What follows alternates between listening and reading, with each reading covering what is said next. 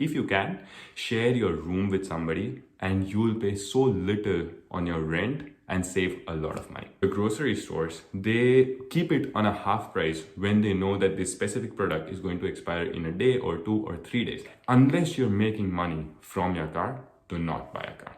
What's up, people? Welcome back to Internash. I have been living in Australia for nearly 3 years now. I have lived in Melbourne and right now I'm living in Adelaide. And one thing that I think I'm personally really good at is to keep my monthly expenses low. So for example, if I have to pay, if I can pay $800 for my monthly accommodation, then I would not pay $1,000. In fact, I would try and find something that is as cheap as possible according to my needs. And I personally believe that while we are international students in Australia, we don't have a lot of responsibilities. We don't really need to show off. We don't need a lot of amazing things like I need an amazing apartment, I need an amazing car, things like that. And that's why this is the time when you can save the maximum money. And in this video, I'm going to tell you what has been my monthly expenses and how you can save money while you're an international student in Australia. So if you're an international student in Australia or planning to come to Australia, this video is just for you.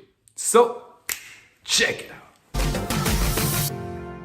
You will spend the highest amount of money on your rent. Let's talk about accommodation first. So when I came to Melbourne, so I come from Ahmedabad. Ahmedabad is not the biggest city in India. So I wanted to live in the city. So when I talk about living in the city, is like having 50-floor buildings around, living in the CBD, which is heart of Melbourne. And I just wanted that lifestyle. So I started looking for apartments and the rent was around $350 a week, $400, $500 a week.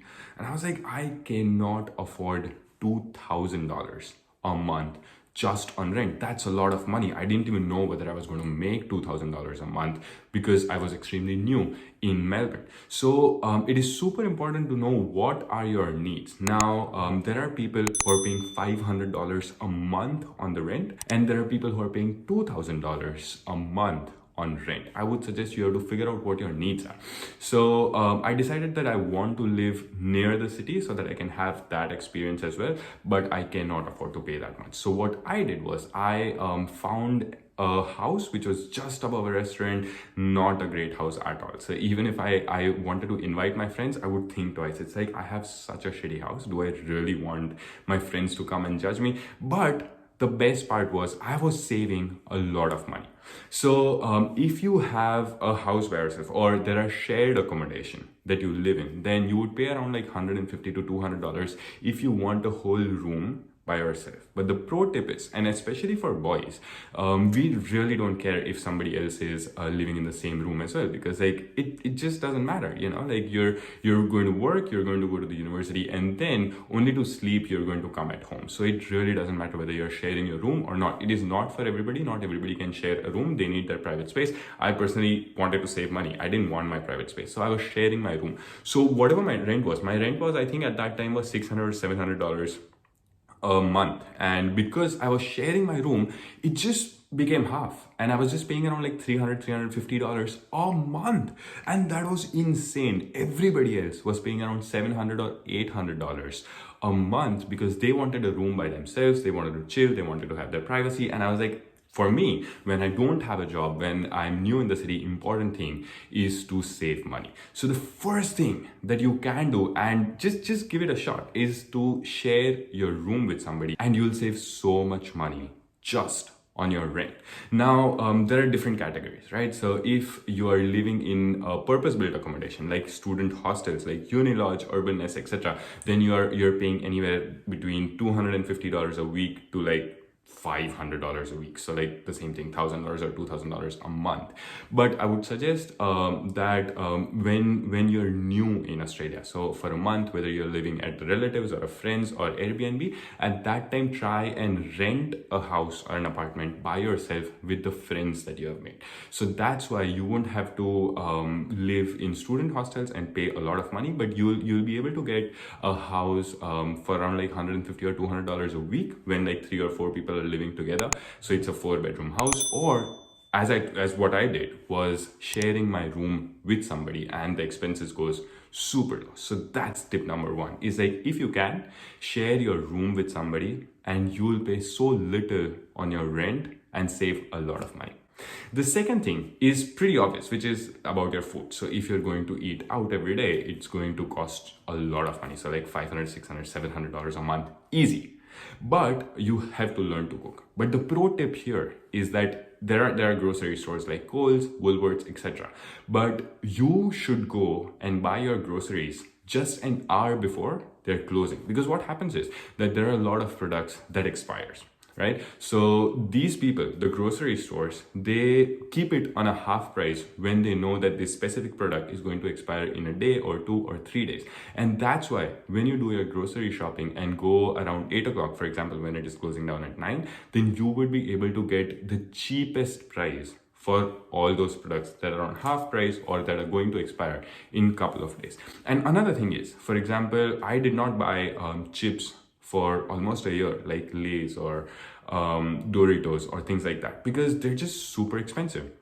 Like one Dorito pack would cost you $3 or $4, and like if you buy like 5, 6, then it's just like your grocery bills would go super high. So these all the chips packets are on something called high-low prices. So for 2 weeks there are certain chips that are on sale. After 2 weeks there are other chips that are on sale, and always make sure that you buy these things on sale. If it is not on sale, just don't buy it. Come next week or the week after that and then buy those things on a sale. And that's how you'll be able to save money on your groceries, get all the things that you love, and then cook at home. And then you'll be only spending around like $200 or $250 a month for the whole month's groceries. And especially if you're living with your friends, then make sure that you guys buy groceries together, and that's how you'll be able to save a lot of money on your groceries. And if you're somebody who smokes or drinks, then it is super expensive. For example, like a pack of 20 or 30 cigarettes would cost you like $30 or $40. That's a lot of money, right? So this is the best time if you smoke. If you come here, it's so much money that you'll automatically learn how to quit smoking. And if you're somebody who drinks, then again, all these bottles or beers, they're also on similar price models. So on some weeks they would be on sale, on some weeks they would be on full price. So make sure you always buy these things on sale. And if you love beers,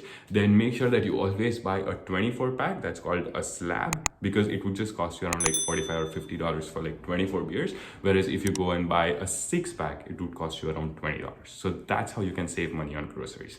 And the last thing is regarding public transport. So a lot of people come here and they get to know that if they have a car, it's easier for them to get a job, a delivery job, or they can do Uber Eats or they can do Uber. Now, my personal recommendation is that unless you're going to make money from that car, please don't buy a car. I'll tell you why.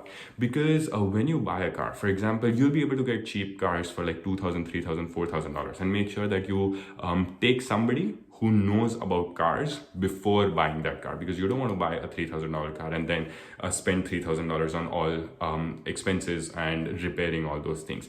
That's why make sure that you take somebody with you who understands how that car is. And don't be like me. Like when I go and look at the car, I'll be like, oh man, it looks so pretty. I want that one. That is not the right approach. Personally, I have not bought a car. I've just had public transport. So on public transport, you'd just be spending around $150 or just around like $150 to $200 a month. Whereas if you have a car, you are spending $3,000 or $4,000 just to buy a car. And that's like the cheap cars that I'm talking about, the second-hand cars. And then you have to pay around $80 to $100 monthly insurance.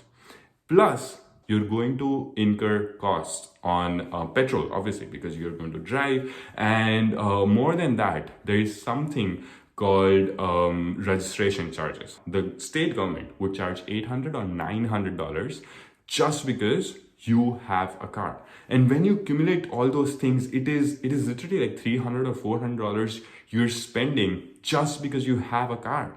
Now, if it's a luxury that you cannot afford, then do not buy a car. Public transport is fine. It is just going to be hard, and it is going to take a lot more time than having a car. It's not going to be comfortable, but you're going to save so much money. And that's why personally in 3 years, nearly 3 years, I have not had a car and I have lived my life perfectly. That's why unless you're making money from your car, do not buy a car.